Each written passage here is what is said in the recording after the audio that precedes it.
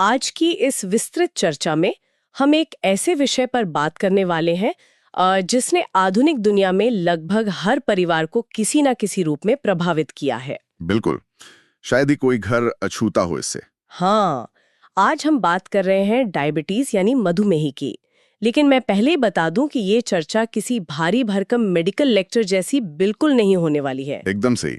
हम इसे बहुत ही व्यवहारिक तरीके से समझेंगे। हाँ, तो आज के हमारे मुख्य स्रोत हैं डॉक्टर हरनेक सिंह, जो यूनाइटेड किंगडम से नेचुरोपैथी और आयुर्वेदिक न्यूट्रिशन में प्रमाणित हैं, और साथ ही उनके नेचुरोपैथी वेलनेस क्लिनिक के विस्तृत दस्तावेज। और ये दस्तावेज बहुत ही गहराई से इस विषय को समझाते हैं। बिल्कुल। तो आज का हमारा मिशन ये डिकोड करना है कि कैसे सही खानपान, जीवन शैली में बदलाव और कुछ खास न्यूट्रोसूटिकल्स के संयोजन से इंसुलिन रेजिस्टेंस को तोड़ा जा सकता है। चलिए इसे समझते हैं। ये बहुत दिलचस्प होने वाला है ना? ये चर्चा इस बारे में है कि कैसे रोजमर्रा की जिंदगी में किए गए व्यवहारिक बदलाव हमारे शरीर के मेटाबॉलिज्म को पूरी तरह से हैक कर सकते हैं और बीमारी की जटिलताओं से हमें बचा सकते हैं। और ये समझना जरूरी है कि ये कोई रातों रात होने वाला जादू नहीं है। ये असल में शरीर के विज्ञान को समझने की एक प्रक्रिया है। इस पूरी चर्चा का आधार ही ये है कि जब विज्ञान और प्रकृति के नियमों को सही तरह से समझा जाए और लागू किया जाए। हाँ, लागू किया जाए तो वह ज्ञान सबसे मूल्यवान बन जाता है। डॉक्टर हरनीक सिंह के नोट्स एक बहुत ही स्पष्ट और अलग तस्वीर पेश करते हैं। मैंने जब पढ़ा तो मुझे भी यही लगा। देखिए, जब हम डायबिटीज की बात करते हैं तो अक्सर लोग क्या सोचते हैं? यही कि बस ब्लड शुगर बढ़ गया। बिल्कुल। और ये एक बहुत ही सतही परिभाषा है। असल में ये एक मेटाबॉलिक विकार है। हाँ, मेटाबॉलिज्म का बिगड़ना। सही कहा। इसे ऐसे समझना चाहिए कि शरीर या तो इंसुलिन नाम के हार्मोन का ठीक से उत्पादन नहीं कर पा रहा है, या फिर जो इंसुलिन मौजूद है शरीर की कोशिकाएं उसका सही तरीके से उपयोग नहीं कर पा रही हैं। मतलब इंसुलिन है लेकिन काम नहीं कर रहा। हाँ, जब इंसुलिन अपना काम करने में विफल रहता है तो वही शुगर जो हमारे शरीर की हर कोशिका का मुख्य ईंधन है, वो कोशिकाओं के अंदर नहीं जा पाती। एकदम सही। वो अंदर जाने के बजाय खून में ही भटकने लगती है और जमा होने लगती है। तो इंसुलिन को हम एक चाबी की तरह देख सकते हैं। बहुत अच्छा उदाहरण है ये। एक ऐसी चाबी जो कोशिकाओं का ताला खोलती है ताकि शुगर अंदर जा सके। अगर ताला ही खराब हो जाए, जिसे इंसुलिन रेजिस्टेंस कहते हैं, तो चाबी काम नहीं करेगी। बिल्कुल यही होता है इंसुलिन रेजिस्टेंस में।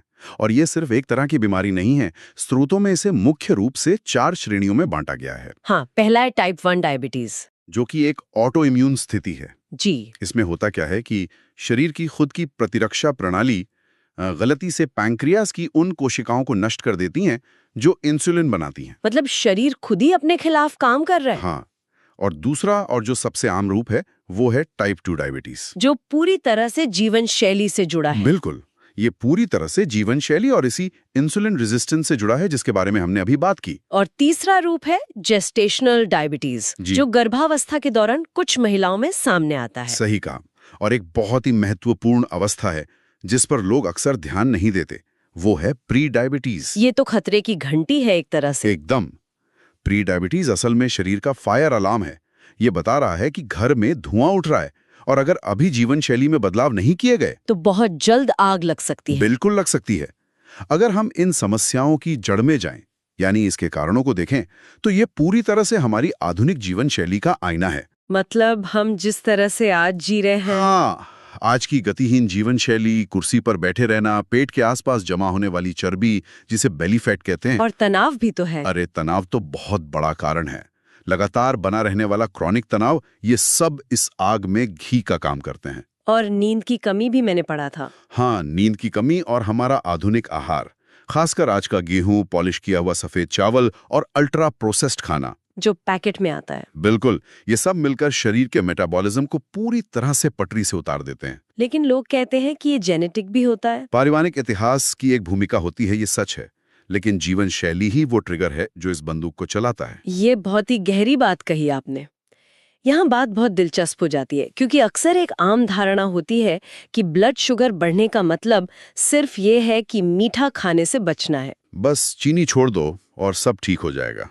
हाँ, लेकिन ये बढ़ा हुआ शुगर चुपचाप शरीर के अलग अलग हिस्सों पर जो खामोश प्रहार करता है, वो सच में हैरान करने वाला है। बहुत खतरनाक है वो प्रहार। मैंने दस्तावेजों में देखा कि खून में तैरती हुई अतिरिक्त शुगर एक तरह से संक्षारक या क्रोसिव एसिड की तरह काम करती है, बिल्कुल। जो धीरे धीरे रक्त वाहिकाओं को अंदर से खुरचने लगती है। यह तुलना काफी सटीक है। जब खून में शुगर का स्तर लगातार ज्यादा रहता है ना, तो ये सबसे पहले फैट मेटाबॉलिज्म को बिगाड़ देता है, जिससे कोलेस्ट्रॉल बढ़ने लगता है। हाँ, कोलेस्ट्रॉल और ट्राइग्लिसराइड्स बढ़ने लगते हैं। लेकिन इसका सबसे दर्दनाक असर नसों पर होता है, जिसे मेडिकल भाषा में न्यूरोपैथी कहते हैं। सही कहा आपने। शरीर की नसें एक तरह से बिजली के तारों का नेटवर्क हैं। बढ़ा हुआ शुगर उन छोटी रक्त वाहिकाओं को डैमेज कर देता है जो इन नसों को पोषण पहुंचाती हैं। ऑक्सीजन और खाना पहुंचाती हैं। हाँ, और जब नसों को खाना नहीं मिलता तो वो भूखी मरने लगती हैं। ओहो, इसी वजह से पैरों में भयानक जलन, सुन्नपन, सुइयां चुभने का एहसास होता है। और झुनझुनी जैसी तकलीफें शुरू हो जाती हैं। इंसान को पता ही नहीं चलता और पैरों की संवेदनशीलता खत्म होने लगती है।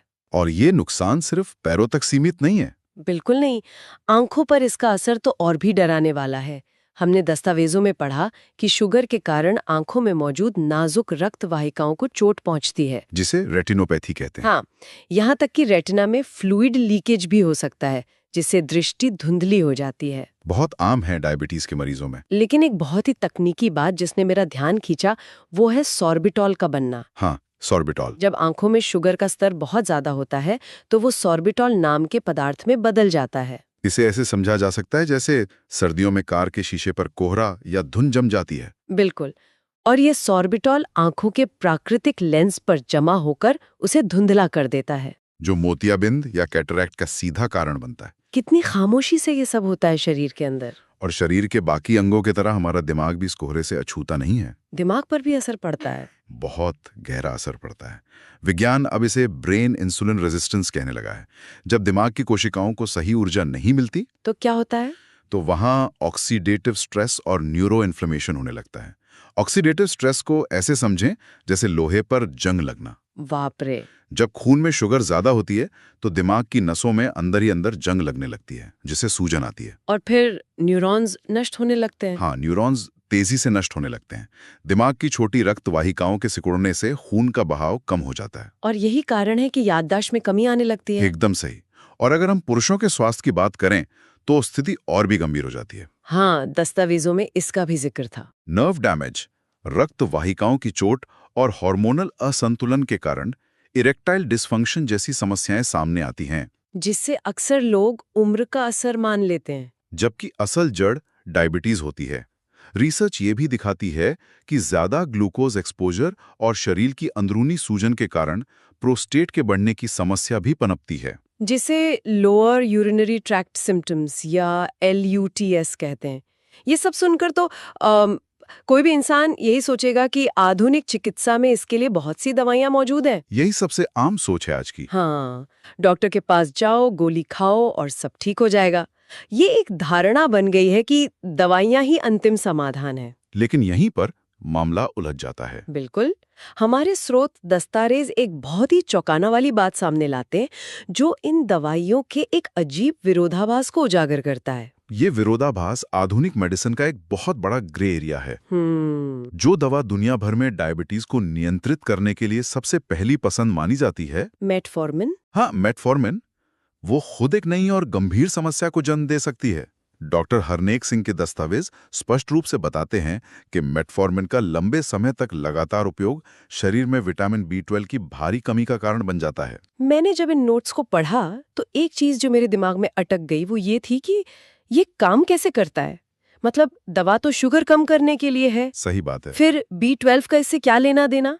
इसका विज्ञान बहुत ही दिलचस्प है। आप बताइए, क्या पढ़ा आपने इसके बारे में? मैंने पढ़ा कि मेटफॉर्मिन आंतों की गतिशीलता को बदल देती है और एक प्रक्रिया जिसे कैल्शियम डिपेंडेंट एब्जॉर्प्शन कहते हैं उसमें बाधा डालती है। बिल्कुल सटीक। इससे अगर आसान भाषा में कहें तो मेटफॉर्मिन आंतों के उन दरवाजों के ताले बदल देती है जहां से विटामिन B12 शरीर के अंदर जाता है। एकदम सही उपमा दी आपने। हमारे शरीर में विटामिन B12 को अवशोषित करने और उसे बार बार इस्तेमाल करने की एक पूरी प्रणाली होती है और ये दवा उस प्रणाली को बीच में ही जाम कर देती है। और इसके नतीजे वही होते हैं जिनके मैं भी थोड़ी देर पहले न्यूरोपैथी में बात की थी। मतलब नसों का डैमेज। हाँ, ये बहुत बड़ी विडंबना है। कैसे? देखिए, एक तरफ दवा ब्लड शुगर कम करके नसों को बचाने का दावा कर रही है और दूसरी तरफ वही दवा शरीर से B12 को खत्म कर रही है, जो नसों के जीवित रहने के लिए सबसे ज्यादा जरूरी है। ये तो बहुत अजीब बात है। इस B12 की कमी के कारण भयानक थकान होती है, इंसान एनीमिया का शिकार हो सकता है। याददाश्त पर भी तो असर पड़ता है। बिल्कुल, और नसों की स्थिति बद से बदतर हो जाती है। ये तो वही बात हो गई कि घर की आग बुझाने के लिए जो पानी इस्तेमाल किया जा रहा है, वो असल में घर की नींव को ही गला रहा है। एकदम सही। लेकिन अच्छी बात यह है कि इसका एक सीधा सा समाधान भी है। क्या समाधान है? समय समय पर विटामिन B12 की जांच करवाना और डॉक्टर की सलाह से इसका उचित सप्लीमेंटेशन लेना। ये एक बहुत बड़ा पॉइंट है। और जब सप्लीमेंटेशन की बात आती ही है तो हमें समाधान के उस हिस्से की ओर बढ़ना चाहिए जिसे स्रोत में न्यूट्रास्यूटिकल्स का विज्ञान कहा गया है। ये मेरा पसंदीदा हिस्सा है इस पूरी चर्चा का। शरीर को सिर्फ सिंथेटिक दवाइयों से नहीं बल्कि सही पोषण और प्राकृतिक तत्वों से कैसे सुधारा जाए, इस पर बहुत जोर दिया गया है। हाँ, प्राकृतिक तरीके से। दस्तावेज 4 विशिष्ट सप्लीमेंट्स की एक होलिस्टिक रणनीति प्रस्तुत करता है। और ये कोई जादुई गोली का वादा नहीं है। नहीं, बिल्कुल नहीं। ये विज्ञान पर आधारित एक ठोस दृष्टिकोण है जो शरीर के अलग-अलग हिस्सों की मरम्मत करता है। इस रणनीति को समझना बहुत जरूरी है। तो चलिए एक एक करके इन्हें समझते हैं। ठीक है, इसमें पहला न्यूट्रोस्यूटिकल है curcumin C3 complex plus. Curcumin तो हल्दी में होता है ना? हाँ, हम सब जानते हैं कि करक्यूमिन हल्दी का एक सक्रिय तत्व है, लेकिन ये सप्लीमेंट रसोई की हल्दी से कहीं ज्यादा केंद्रित और शक्तिशाली है। ये एक बेहतरीन एंटी इन्फ्लेमेटरी और एंटीऑक्सीडेंट है। हाँ। हमने अभी दिमाग में लगने वाली जंग और नसों की सूजन की बात की थी। हाँ। करक्यूमिन शरीर में लगी उस आग यानी सूजन को बुझाने का काम करता है। और इसके अलावा ये स्वस्थ कोलेस्ट्रॉल को मेंटेन करता है, शरीर में घाव भरने की प्रक्रिया को तेज करता है, जो कि डायबिटीज के मरीजों के लिए बहुत जरूरी है क्योंकि उनके घाव जल्दी नहीं भरते। बिल्कुल। हाँ। और ये जोड़ों के लचीलेपन में भी भारी मदद करता है। तो अगर करक्यूमिन शरीर में लगी आग को बुझाता है तो जो दूसरा सप्लीमेंट है ऑक्सीफ्लैक्स ग्लोबल, वो एक तरह से शरीर की पाइपलाइनों के लिए प्लम्बर का काम करता है। बहुत खूब, प्लम्बर का काम, सही कहा। ये मुख्य रूप से ओमेगा 3, 6 और 9 का एक संतुलित मिश्रण है। डायबिटीज में नसें और धमनियां सख्त हो जाती है ना? हाँ, आर्टरीज हार्ड हो जाती हैं। तो ये सप्लीमेंट उन धमनियों और हृदय की रक्षा करने का काम करता है, खून के बहाव को सुचारू रखता है। और ये हानिकारक कोलेस्ट्रॉल और ट्राइग्लिसराइड्स को भी कम करता है। आंखों के स्वास्थ्य का समर्थन करता है और यहाँ तक कि फर्टिलिटी और हार्मोन्स को भी बूस्ट करता है। एकदम सही। और इसके बाद जो तीसरा नाम आता है वो है My75 माइक्रोन्यूट्रिएंट्स। My75? हाँ, ये सिर्फ एक विटामिन की गोली नहीं है, बल्कि एक बहुत ही व्यापक फॉर्मूला है। इसमें क्या क्या होता है? इसमें जिंक, सेलेनियम, जिंकसेंग, जिंको बिलोबा और L-आर्जिनिन जैसे शक्तिशाली तत्व शामिल हैं। जो लोग सालों से शुगर की बीमारी के कारण लगातार थकान या रोग प्रतिरोधक क्षमता की कमी से जूझ रहे हैं, उनके लिए खराब हो चुके टिश्यू की मरम्मत करता है और इम्यूनिटी को बढ़ाता है। लेकिन मैंने पढ़ा कि इसमें जो सबसे खास तत्व है वो है L-आर्जिनिन। बिल्कुल, वो बहुत महत्वपूर्ण है। ये शरीर में नाइट्रिक ऑक्साइड का उत्पादन बढ़ाता है। और ये नाइट्रिक ऑक्साइड पुरुषों के स्वास्थ्य के लिए किसी संजीवनी से कम नहीं है। कैसे? ये क्या करता है शरीर में? नाइट्रिक ऑक्साइड रक्त वाहिकाओं को चौड़ा करता है। अच्छा। इसे ऐसे समझ सकते हैं जैसे एक संकरी सड़क को अचानक 4 लेन हाईवे में बदल दिया जाए, जिससे खून का बहाव बहुत तेज और आसान हो जाता है। बिल्कुल। इरेक्शन और स्टेमिना को बेहतर बनाने में ये बहुत अहम भूमिका निभाता है। और इसमें जो जिनसेंग और जिंकोगू बिलोबा है, उनका क्या काम है? वे मानसिक ऊर्जा, फोकस और याददाश्त को वापस लाने में मदद करते हैं। तो ये तो ओवरऑल हेल्थ के लिए हो गया। हाँ, और इस सूची में जो चौथा और आखिरी न्यूट्रोस्यूटिकल है वो है न्यूरोविट MC टोटल। नाम से लग रहा है कि ये नसों के लिए है। बिल्कुल, इसके नाम से ही स्पष्ट है कि ये पूरी तरह से नर्व्स यानी नसों की मरम्मत के लिए डिजाइन किया गया है। इसमें क्या होता है? इसमें मिथाइलकोबालामीन मौजूद है, जो कि विटामिन B12 का सबसे सक्रिय और आसानी से पचने वाला रूप है। वही B12 जिसकी मेटफॉर्मिन के कारण कमी हो जाती है। एकदम सही पकड़ा आपने। इसके साथ ही इसमें अल्फा लिपोइक एसिड यानी ALA, क्रोमियम और ओमेगा 3 भी शामिल हैं। तो ये विशेष रूप से उस नुकसान की भरपाई करने के लिए है जो दवाइयों से होता है। हाँ, ये नसों के ऊपर की सुरक्षा परत, जिसे माइलिन शीथ कहते हैं, उसे दोबारा बनाता है और शरीर की इंसुलिन सेंसिटिविटी को भी प्राकृतिक रूप से बढ़ाने का काम करता है। तो इस सब का क्या मतलब है? अगर हम इन चारों को एक बड़े परिप्रेक्ष्य में देखें तो ये अलग अलग दिशाओं में भागने वाले तत्व नहीं है। नहीं, ये एक टीम है। बिल्कुल। ये सब एक अनुशासित टीम की तरह काम करते हैं। सूजन कम करना, नसों की मरम्मत करना, रक्त संचार सुधारना और हार्मोन्स को संतुलित करना, सब एक साथ मिलकर काम करते हैं। ताकि शरीर के खोई हुई ऊर्जा, आत्मविश्वास और यौन स्वास्थ्य प्राकृतिक रूप से वापस आ सके। ये केवल एक लक्षण को दबाने के बजाय पूरे सिस्टम की ओवरहॉलिंग करने जैसा है। यही एक समग्र और प्राकृतिक दृष्टिकोण की असली ताकत है। लेकिन यहाँ एक बहुत ही कड़वी सच्चाई भी है। वो क्या? दुनिया का कोई भी बेहतरीन न्यूट्रिस्यूटिकल तब तक पूरी तरह से अपना काम नहीं कर सकता जब तक कि वो बुनियादी बदलाव न किया जाए जो हर रोज हमारी थाली में जाता है। हमारा खाना। बिल्कुल। और यहीं पर डॉक्टर हरनेक सिंह के नेचुरोपैथी वेलनेस क्लिनिक के रिवर्सल अप्रोच का सबसे क्रांतिकारी हिस्सा सामने आता है। उनका आहार विज्ञान इसे पूरी तरह से बदल देता है। तो अब हम उस सबसे बड़े हैक की बात करते हैं जो हमारे मेटाबॉलिज्म को पलट सकता है। हाँ, चलिए इस पर बात करते हैं। स्रोत दस्तावेज में आहार और खासकर हमारे रोजमर्रा के अनाजों को लेकर एक बहुत ही वैज्ञानिक और नया नजरिया पेश किया गया है। इसमें अनाजों को 3 अलग-अलग श्रेणियों में बांटा गया है। और जो पहली श्रेणी है, जिसे नकारात्मक या नेगेटिव अनाज कहा गया है, वो हमारे घरों में सबसे ज्यादा खाया जाता है। हाँ, यानी आधुनिक गेहूं और पॉलिश किया हुआ सफेद चावल। ये वर्गीकरण बहुत ही गहरी रिसर्च पर आधारित है। लेकिन लोग तो सदियों से गेहूं चावल खा रहे हैं, फिर ये नेगेटिव कैसे हो गए? देखिए, गेहूं और चावल को नकारात्मक इसलिए नहीं कहा गया है कि वे स्वाद में खराब हैं, तो फिर? बल्कि इसलिए क्योंकि आधुनिक औद्योगिक कृषि ने उनके जेनेटिक्स को बदल दिया है। अच्छा, हाइब्रिड वैरायटी जो आती है। हाँ, इन अनाजों में फाइबर नाममात्र का रह गया है और इनका ग्लाइसेमिक इंडेक्स बहुत अधिक होता है। ग्लाइसेमिक इंडेक्स मतलब वो कितनी जल्दी खून में शुगर छोड़ते हैं? बिल्कुल सही।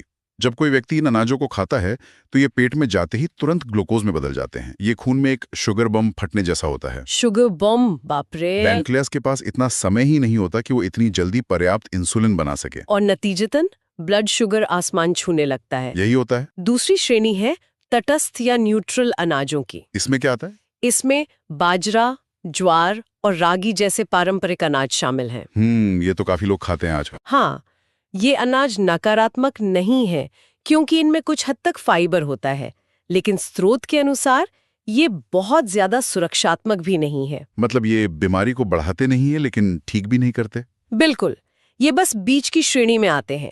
ये नुकसान नहीं पहुंचाएंगे, लेकिन ये बीमारी को वापस पलटाने यानी रिवर्स करने की ताकत भी नहीं रखते। और यहीं पर एंट्री होती है तीसरी और सबसे महत्वपूर्ण श्रेणी की, सकारात्मक या पॉजिटिव मिलेट्स। हाँ, नेचुरोपैथी वेलनेस क्लिनिक केवल 5 विशिष्ट सकारात्मक मिलेट्स की दृढ़ता से सिफारिश करता है। वो 5 कौन से हैं? ये हैं लिटिल मिलेट, कोदो millet, Barnea millet, foxtail millet और ब्राउन टॉप मिलेट।